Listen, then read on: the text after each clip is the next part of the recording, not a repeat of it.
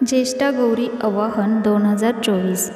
यंदा ज्येष्ठा गौरी आवाहन कधी आहे जाणून घेऊया शुभमुहूर्तासह पूजाविधी. ज्येष्ठा गौरी आवाहनाचे हिंदू धर्मात फार महत्त्व आहे. महाराष्ट्रात खास करून ज्येष्ठा गौरी आवाहन केले जाते. या दिवशी महिला उपवास ठेवण्यासह गौरीची पूजा करतात. यंदा ज्येष्ठा गौरी आवाहन कधी आणि शुभमुहूर्तही जाणून घेऊयात.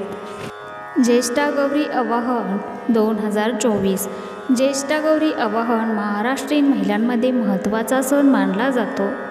ज्येष्ठा गौरी आवाहन देवी गौरी म्हणजेच देवी पार्वतीला समर्पित असतो. गणेश उत्सवादरम्यान ज्येष्ठा गौरी आवाहन असते. खरं तर 3 दिवस असणाऱ्या गौरी आवाहनाच्या काळात महिला उपवास करण्यासह पूजा करतात. यंदा ज्येष्ठा गौरी आवाहन येत्या 10 सप्टेंबरला असणार आहे. यानंतर गौरीचे विसर्जन 12 सप्टेंबरला असून या दिवशी 6 दिवसांचा गणपती बाप्पालाही निरोप दिला जातो. शुभमुहूर्त आणि विसर्जन. ज्येष्ठा गौरी आवाहनाचा शुभमुहूर्त 10 सप्टेंबरला रात्री 8:02 सुरू होणार आहे. यानंतर ज्येष्ठा गौरीचे विसर्जन रात्री 9:51 असणार आहे.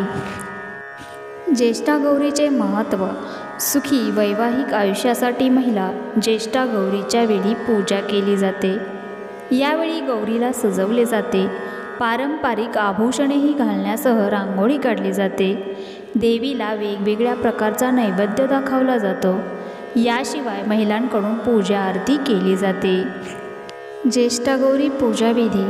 सर्वप्रथम सकाळी लवकर उठून स्नान करावे. स्वच्छ वस्त्र परिधान करून घराची स्वच्छता करावी. घराला फूल आणि आंब्याच्या पानांनी सजवावे आणि प्रवेशद्वाराजवळ रांगोळी काढावी. ज्येष्ठा गौरी आवाहनाच्या शुभमुहूर्तावर गौरी घरी आणा. ज्येष्ठा गौरीच्या वेळी पाण्याने भरलेल्या कलशावर नारळ ठेवा. याशिवाय गौरीचा शृंगार करा. गौरीची पूजा करून झाल्यानंतर फळं आणि नैवेद्य अर्पण करा.